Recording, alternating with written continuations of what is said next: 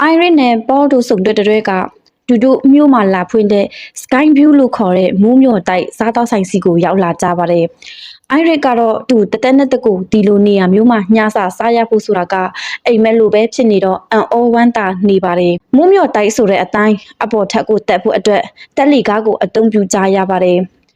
Irene တို့ဝင်လာချိန်မှာတော့တက်လီကားထဲမှာလူအတော်များနေပြီဖြစ်ပါတယ်။ဒါပေမဲ့တက်လီကားဝန်ထမ်းကတက်လို့ရသေးတယ်ဆိုပြီးအတင်းတွေခေါ်နေခဲ့ပါတယ်။ Irene လည်းစိတ်ထဲမှာဘာကို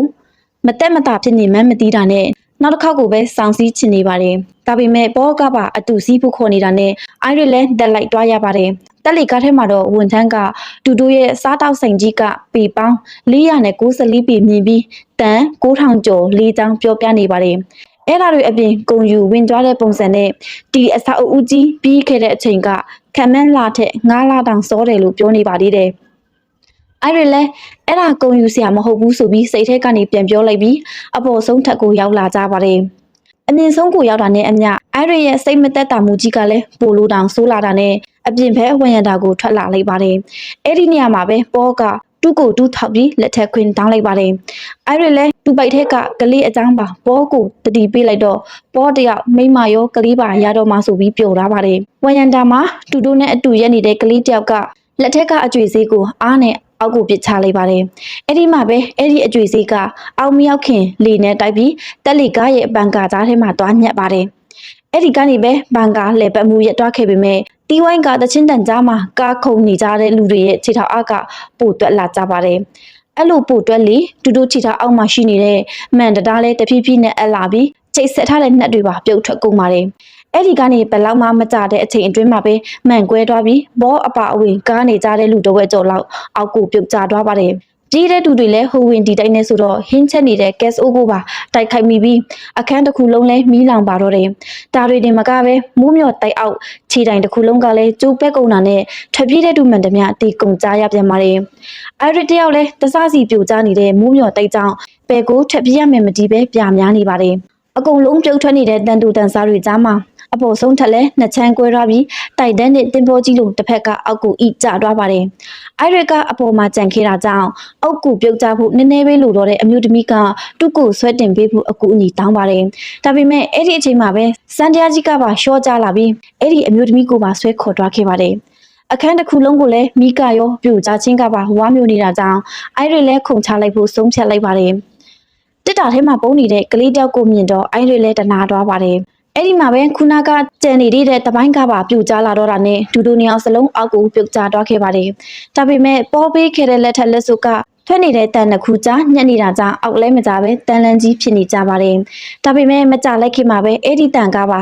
Ireneရဲ့လက်အရည်အပြားကိုဆွဲဆုပ်ပြီးနှစ်ယောက်စလုံးကိုလွတ်ချလိုက်ပါတော့တယ်။ကျန်တဲ့နေရာတဲကတော့ဝါချွန်ကြီးနှစ်ချောင်းထောက်မှတ်နေတဲ့အပေါ်မှာဖြစ်နေတော့စာတင်ခန်းထဲမှာစာတင်နေတဲ့စတက်လဲလမ်းပြီးអော်လိုက်မိပါတယ်။စတက်တီလိုဖြစ်နေတာတစ်ခါနှစ်ခါမကတော့ပဲအဲ့ရင်လဲအဲ့ဒီ Sky View အိမ်မက်ကြီးကိုပဲမှတ်နေလို့ညတစ်ခေါင်ကြီးអော်ပြီးနိုးလာခဲ့ရပြန်ပါတယ်။တူတင်မဟုတ်ပဲတူနဲ့အတူတခန်းနဲ့အိမ်နေတဲ့တငယ်ချင်းမှနိုးလာတာနဲ့စတက်လဲအဲ့ဒီအိမ်မက်အကြောင်းပြောပြပါတယ်။အိမ်မက်ထဲမှာတူမြင်ခဲ့ရတဲ့ Irene ဆိုတဲ့အမျိုးသမီးကတူအဖွားလို့ပြောတော့တငယ်ချင်းကအိမ်ပြန်ပြီးအဖြေရှာဖို့အကြံပေးပါတယ်။ဒါနဲ့ Irene လည်းနောက်နေ့ချက်ချင်းပဲသူ့ရဲ့မွေးရမြေကိုပြန်သွားပြီးသူ့အဖေကိုအဖွား Irene အကြောင်းစုံစမ်းချင်တယ်လို့ပြောလိုက်ပါတယ်။ဒါနဲ့စတက်အဖေလည်းသူနဲ့ Irene နဲ့ကတမက်နဲ့ရောက်ခမဆက်ဆံရေးပဲရှိတာကြောင့် Irene အကြောင်းသူကိုယ်တိုင်တေချာမတည်ဘူးလို့ပြောပါတယ်။သူ့မောင်ချာလီကသူ့အမေရဲ့မောင်ဦးလေးဟောဝေါအိမ်ကိုတွားဖို့ထွက်လာတာနဲ့စတက်လည်းသူ့မောင်နဲ့အတူလိုက်လာပါတယ်။အားလုံးကမလာစဖူးရောက်လာတဲ့စတက်ကိုမြင်ရတော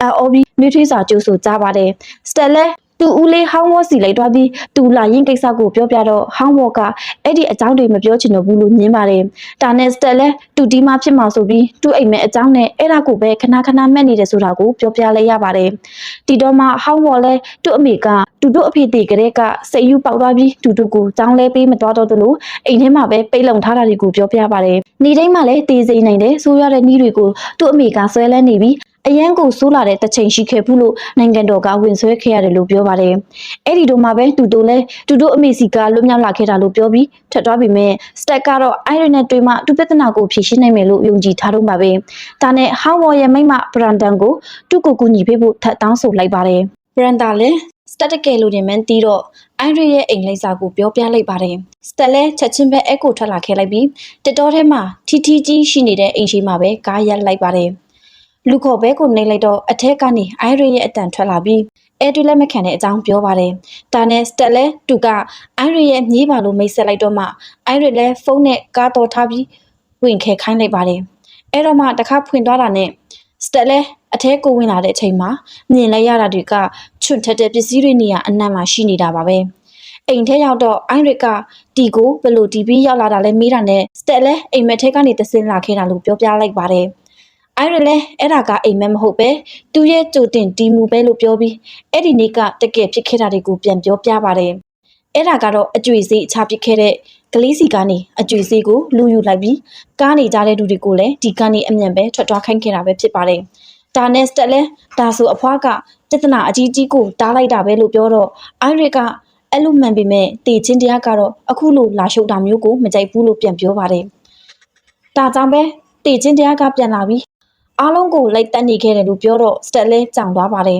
အဲ့ဒီအချိန်မှာပဲအိုင်ရစ်ကတူတေချင်းတရားစီကနေနှစ်20လောက်ဘလို့တင်းချောင်ခဲ့တဲ့ဆိုတာကိုအသေးစိတ်ပြုစုထားတဲ့စာအုပ်ကိုပေးပါတယ်။နောက်ပြီးတူတိုမီသားစုစီကိုလည်းတေချင်းတရားကလိုက်လာနေပြီဆိုပြီးစတက်ကိုဒီမှာပဲနေပြီးဒီစာအုပ်အကြောင်းလေးလာဖို့တိုက်တွန်းပါတယ်။စတက်လည်းဒီစကားကိုကြားတော့ဒီမှာနေဖို့မဖြစ်နိုင်ဘူးဆိုပြီးအိုင်ရစ်ကိုလည်းအများပြောကြတဲ့အတိုင်းကြောင်နေတဲ့အဖွားကြီးလိုပဲမြင်လာပါတယ်။ဒါနဲ့ချက်ချင်းပဲအိမ်ထဲကနေထွက်သွားလိုက်တော့တာကြောင့်အိုင်ရစ်ကစာအုပ်ကြီးပိုက်ပြီးအနောက်ကနေလိုက်လာပါတယ်။စတက်ကိုလည်းကိုယ်တိုင်မြင်ရရင်ယုံကြည်တော့မှာပဲဆိုပြီးစာအုပ်ကိုပေးရင်အနောက်ကိုဆုတ်ခိုင်းခဲ့ပါတယ်။စတက်လည်းဘာအတိတ်ပဲလဲတေချာမတီးပေမဲ့နောက်ဆုံးလိုက်ချိန်မှာပဲအိုင်ရစ်အိမ်ပေါ်မှာရှိနေတဲ့တန်လေးအိမ်ညောင်ကြီးကလေအတိုင်းမှာဂက်စ်အိုးပေါ်ကိုပြုတ်ကျလာပါတယ်။အဲ့ဒီလိုကနေဂက်စ်အိုးပေါက်ပြီးလေတွေထွက်လာတာကြောင့်အဲ့ဒီတန်လေးအိမ်ညောင်ကြီးကစတက်ရှိမှရက်နေတဲ့အိုင်ရစ်ရဲ့ပါစက်ထဲကိုဖောက်ဝင်သွားပါတော့တယ်။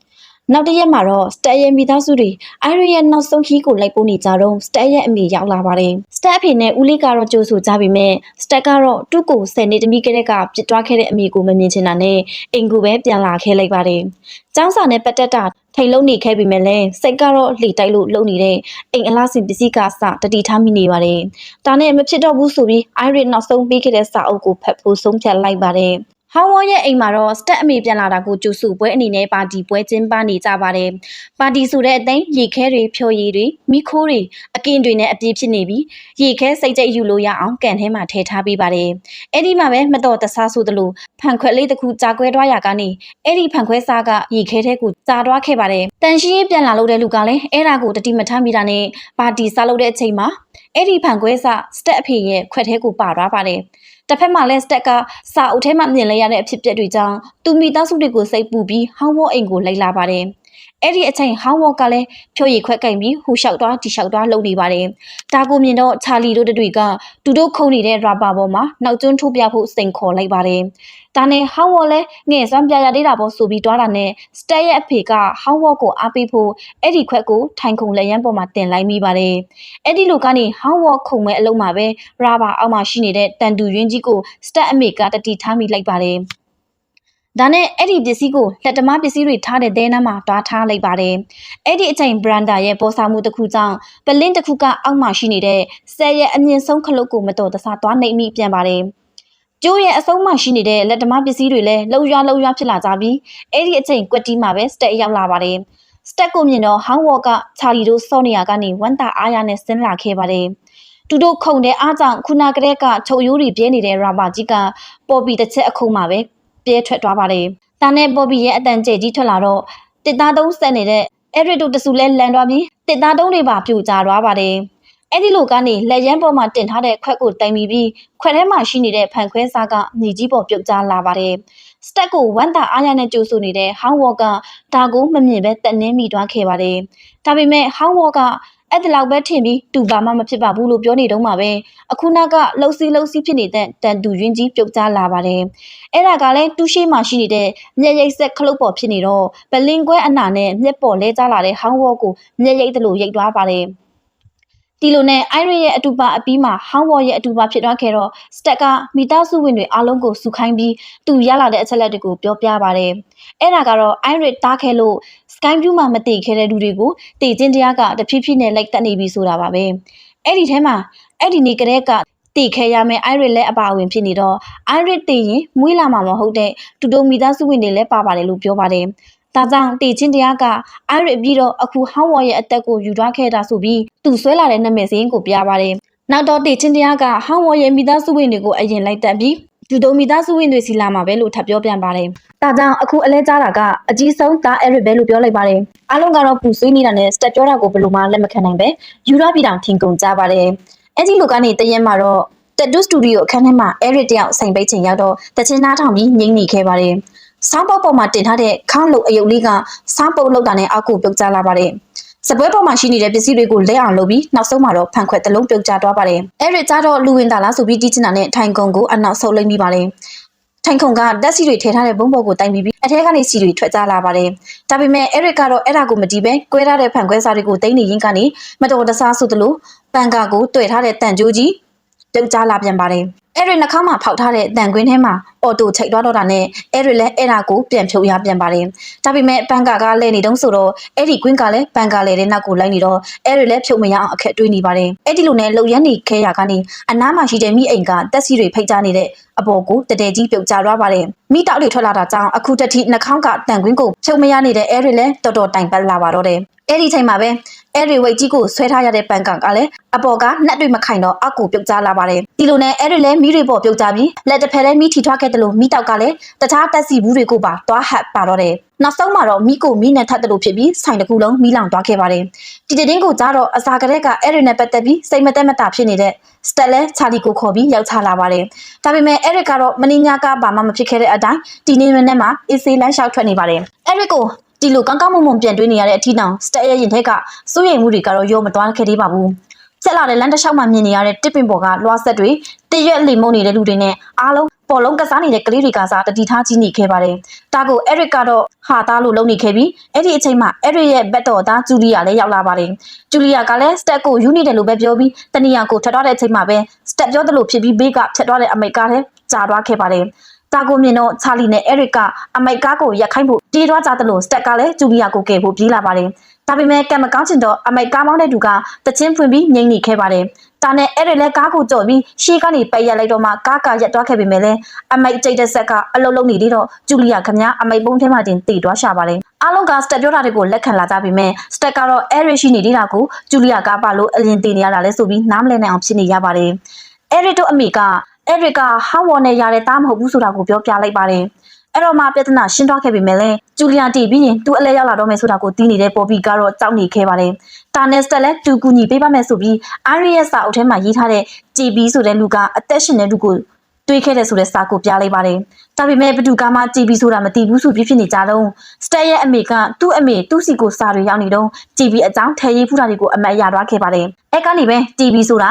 ာစေယုံတစ်ခုကဆရာဝန်မှန်တည်သွားတော့တူတိုအားလုံးအသက်ရှင်နိုင်မယ်နီလန်းမေးဖို့ TBC ထွက်လာကြပါတယ်။ JB ကတော့ Sky View ပြုတ်တုန်းကအိုင်ရစ်ကဲခဲ့တဲ့ကလေးဖြစ်ပြီးသူကအသက်ရှင်နိုင်မယ်နီးကနနီးရှိကြောင်းပြောပြပါတယ်။ပထမတနည်းကတော့တခြားတစ်ယောက်ကိုတက်ပြီးအဲ့ဒီလူရဲ့တက်တန်းကိုယူတာနဲ့နောက်တနည်းကကိုနှလုံးခုန်ရအောင်လုပ်ပြီးပြန်အသက်တွင်းနနီးပဲဖြစ်ပါတယ်။ဒါနဲ့အဲ့ဒီလဲသူ့ညီကိုရအောင်ကဲမယ်ဆိုပြီးခေါ်ထုတ်သွားပါတယ်။စတက်ဒိုတာအမိတွေကတော့ပြန်စုံစည်းတဲ့အထိတ်အမှတ်နေနဲ့ပွေဖက်နေကြတာနဲ့တူတိုးပဲ့ထွက်သွားလဲဆိုတာကိုမသိလိုက်ကြပါဘူး။ပေါ်ဘီကမြေဘဲနဲ့တက်မတဲတဲ့ရောက်ခရှိနေတာကြောင့်Ericကမြေဘဲနဲ့ပတ်သက်တာတွေရတဲ့ဆက်ရှိခေါ်လာပါတယ်။ကိုယူမဲမြေဘဲကိုရွေးပြီးတာတောင်စက်ကကြောင်ပြီးထွက်မလာတာနဲ့Ericလည်းစိတ်မရှိတော့ပဲဆက်ကြီးကိုတွားကင်မာပြီးစောင်းလိုက်ပါတယ်။လက်ကနေလည်းတဖုံဖုံထူနေသေးတော့တူတိုမှာထားတဲ့မြေဘဲလဲကြားလာတယ်လို့တူတိုတတိထားမိတဲ့စပရင်ကြီးနဲ့ထွက်ကြားလာပါတယ်။အဲ့ဒီနောက်တော့အဲ့ဒီနေရာနဲ့ကက်ရက်ကအခန်းထဲမှာဘော်ဘီကိုစောင်းခိုင်းပြီးထွက်သွားပါတယ်။အဲ့ဒီမှာတခါပိတ်တော့တဲ့အချိန်ကပြင်းလွန်းတာကြောင့်အခန်းထဲမှာရှိနေတဲ့စက်ကလုတ်ပေါ်ကိုစာအုပ်ပြုတ်ကျလာပြီးစက်ကိုပွင့်တယ်လို့ဖြစ်သွားပါတယ်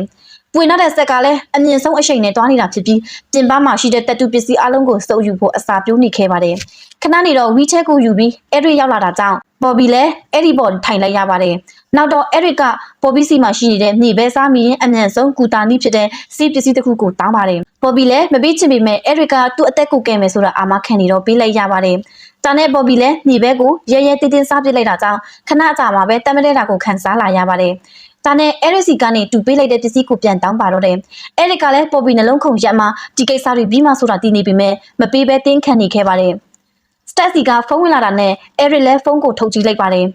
ဖုန်းကိုခဏကသူ့တို့မတော်တဆဖူးမိလိုက်တဲ့စက်ကြီးကဆွဲယူသွားခဲ့ပြီးအဲရစ်စီမှာရှိနေတဲ့တက်တူးမှန်တများကိုလည်းဆွဲယူပါတော့တယ်။နောက်ဆုံးတော့အဲရစ်တယောက်အဲ့ဒီစက်ထဲပါသွားပြီးခြေဖြတ်တာကိုခံလိုက်ရပါတယ်။ဒါတွေဒီမကပဲအဲ့ဒီစက်ကပြင်ပမှာရှိနေတဲ့တက်တူးနဲ့ဆိုင်တဲ့အရာအလုံးကိုလည်းစုပ်ယူနေခဲ့ပါတယ်။ပေါ်ဘီကတော့အဲ့ဒါတွေပါမှစိတ်မဝင်စားပဲသူအသက်ပြန်ရှင်ရေးအတွက်အဲ့ရစ်လက်ကဘူးကိုသွားပြန်ယူလိုက်ပါတယ်။အဲ့ဒီနောက်တော့လိုအပ်တဲ့ကုသမှုကိုယူပြီးအပြင်ပြန်ထွက်မဲ့အလုံးမှာပဲသူ့နာပြူနဲ့စတက်တို့တွေကအဲ့ဒီအခန်းတစ်ခါကိုဖွင့်ကြည့်လိုက်ကြပါတယ်။အပြင်ဘက်မှာရှိနေတဲ့စပရင်ကြီးကပေါ်ဘီရဲ့မျက်နှာစီကိုတန်းနေအောင်ဝင်ကြသွားပါတော့တယ်။ဒါကိုမြင်လိုက်ရတော့ချာလီတို့လည်းပေါ်ဘီကိုမကယ်လိုက်နိုင်တာအတွက်ဝမ်းနဲ့နေကြရပြီးအဲရစ်ဒေတာကိုပါမြင်ရတော့ထူဆန်းသွားကြပါတယ်။စတက်ကတော့ဒါကတေချင်းတရားနဲ့တွားရှုပ်လို့ပြည်တံပြီးခံရတာပဲဆိုပြီးတတ်မှတ်လိုက်ပါတယ်။ဒီလိုနဲ့ဘော်ဘီတေသွားပြီးတဲ့နောက်မှာတေရမဲ့လူကစတက်တို့အမေဖြစ်နေခဲ့တော့စတက်ကသူ့အမေကိုကယ်ဖို့ကြိုးစားပါတယ်။တူတူမိသားစု၃ယောက်စလုံးသူ့အဖွားအိုင်ရစ်နေခဲ့တဲ့အိမ်စီကိုထွက်လာကြပြီးအိမ်တကားကိုကားနဲ့တိုက်ဖွင့်ပါတယ်။အိမ်ထဲကိုရောက်လာတာနဲ့တပြိုင်တည်းကြောချမ်းစရာခန်းစားချက်ကိုရလိုက်ကြပြီးကြိမ်တူးမှာပဲမိပွားတစားလွင့်စင်လာပါတယ်။အဲ့ဒီမိပွားကြောင့်အိမ်ရှိမှထွန်းထားတဲ့မိကျိုးပြက်ပြီးအောက်မှာရှိနေတဲ့ရေတွေပေါ်ကြတော့ရှော့ဖြစ်တာနဲ့အိမ်လုံးပောက်ကွဲထွက်သွားပါတယ်။အဲ့ဒီအရှင်ကကားကိုပါလှုပ်ရမ်းသွားခဲ့တာကြောင့်ကားတစ်စီးလုံးလဲအနားမှာရှိနေတဲ့ရေကန်ထဲစင်ကြသွားပါတယ်။ဒါနဲ့ပဲကပတ်ကျိုးဖြုတ်မရလို့ကားထဲမှာကျန်နေခဲ့တဲ့စတက်လည်းရေထဲမှာအသက်ကိုမနှဲလူနေရပြန်ပါတယ်။အဲ့ဒီအချိန်မီးလောင်တာတောင်မတည်သေးတဲ့စတက်ရဲ့အမိကသူ့သားချာလီကိုခေါ်ထုတ်လာပြီးအမဖြစ်သူကိုကဲဖို့ပြောနေတော့သူ့အပေါ်ကိုတစ်သားတိုင်ကြီးပြုတ်ကျလာပါတော့တယ်။ဒီလိုနဲ့ပဲအမိဖြစ်သူတည်သွားခဲ့တော့နောက်ထပ်ပြစ်မှတ်ကစတက်ဖြစ်နေတာနဲ့ချာလီလည်းသူ့အမကိုရေထဲဆင်းပြီးကယ်လိုက်ပါတယ်။စတက်လည်းအသက်ပြန်ရှင်လာခဲ့တာကြောင့်သူတို့တေချင်းတရားကိုတားနိုင်လိုက်ပြီဆိုပြီးပြောနေခဲ့ပါတယ်။နောက်တစ်ရက်မှာတော့ချာလီကအဲ့ဒီအကြောင်းကိုသူရှေးဦးတူနာပြုတက်နေတဲ့တင်တန်းကဆရာကိုပြောပြပါတယ်။ဆရာကရေနစ်ပြီးနှလုံးခုန်ရမ်းမသေးတာလို့ခေါ်ပြီးအခုလိုရေထုတ်တာကိုတော့